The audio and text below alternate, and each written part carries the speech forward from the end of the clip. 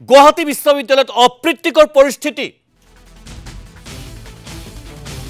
শিক্ষাৰ্থীৰ প্ৰতিবাদত পুনৰ কঁপি উঠিল গুৱাহাটী বিশ্ববিদ্যালয় চৌহদ বিশ্ববিদ্যালয়ৰ উপাচাৰ্যৰ কাৰ্যালয়ৰ সন্মুখত প্ৰতিবাদ শিক্ষাৰ্থীৰ ভাৰপ্ৰাপ্ত পৰীক্ষা নিয়ন্ত্ৰক ডক্টৰ কন্দৰ্প শৰ্মাৰ বিৰুদ্ধে প্ৰতিবাদ শিক্ষাৰ্থীৰ বিৰুদ্ধে দুৰ্ব্যৱহাৰ কৰাৰ অভিযোগ পৰীক্ষা নিয়ন্ত্ৰকৰ বিৰুদ্ধে ভাৰপ্ৰাপ্ত পৰীক্ষা নিয়ন্ত্ৰক ডক্টৰ কন্দৰ্প কুমাৰ শৰ্মাক অব্যাহতি শিক্ষাৰ্থীৰ প্ৰতিবাদত শৰ্মাক অব্যাহতি দিবলৈ বাধ্য হ'ল উপাচাৰ্য ডক্টৰ ননীগোপাল মহন্ত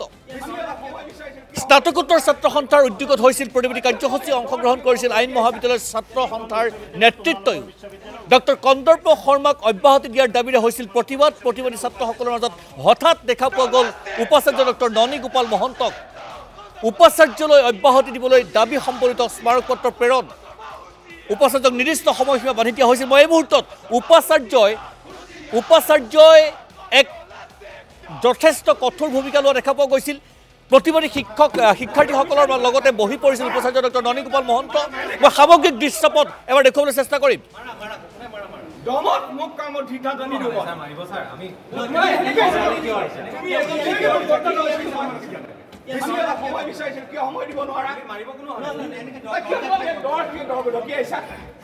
বিশ্ববিদ্যালয় তোমালোকৰ বিশ্ববিদ্যালয় উপাচাৰ্য তোমালোকৰ বেলেগৰ নহয় নহয়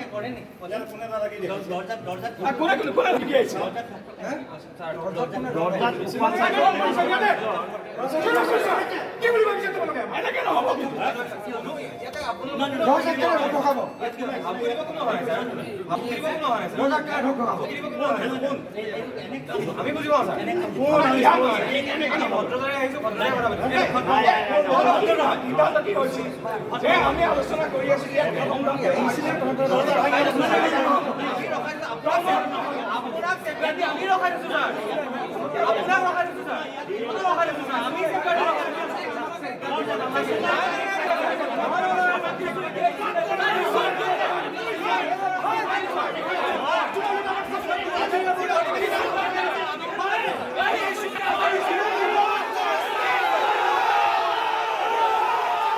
আৰু এসময়ত দেখা পোৱা গৈছিল উপাচাৰ্য নিজৰ কথাটো সোমাই গৈছিল ডক্টৰ ননীগোপাল মহন্ত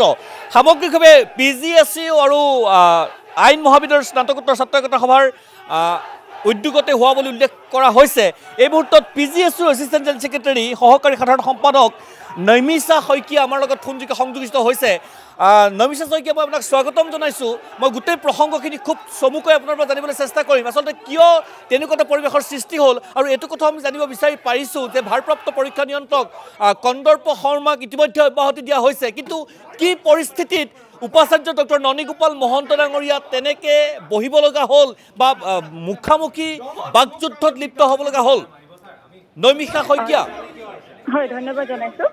আচলতে কথাটো এনেকুৱা যে আমাৰ যিগৰাকী পৰীক্ষা নিয়ন্ত্ৰক আছে তেখেত কন্দৰ্প কুমাৰ শৰ্মা তেখেত ভাৰপ্ৰাপ্ত বিষয়া হিচাপে আছিলে আচলতে এই ঘটনাটো আজিৰ নহয় বহু কেইদিন ধৰি বহু সময় ধৰি ছাত্ৰ ছাত্ৰী তেওঁলোকৰ ওচৰলৈ যায় অথৰিটিৰ ওচৰলৈ যায় কিন্তু শ্ৰাব্য কটু কিছুমান শব্দ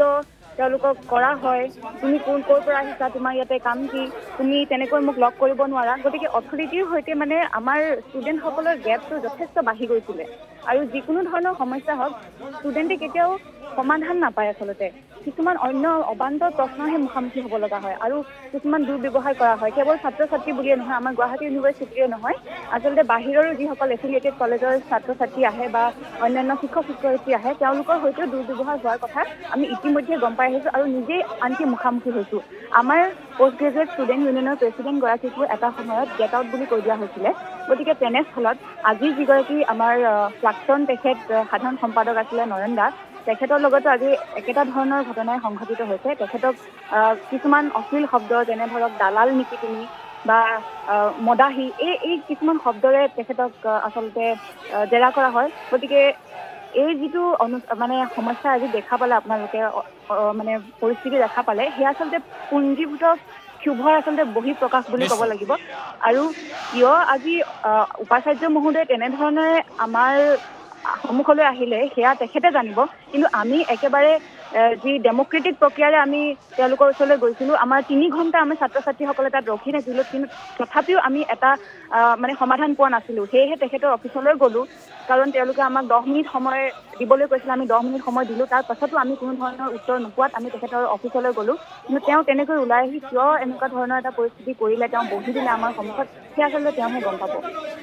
ধন্যবাদ জনাইছোঁ। সেয়া আছিল নৈমিষা শইকীয়া, গুৱাহাটী বিশ্ববিদ্যালয়ৰ স্নাতকোত্তৰ ছাত্ৰকতা সভাৰ সহকাৰী সাধাৰণ সম্পাদক। আৰু পুনৰবাৰ মই দৃশ্যাংশ দেখুৱাইছোঁ, এয়া ননীগোপাল মহন্ত, গুৱাহাটী বিশ্ববিদ্যালয়ৰ উপাচাৰ্য। যথেষ্ট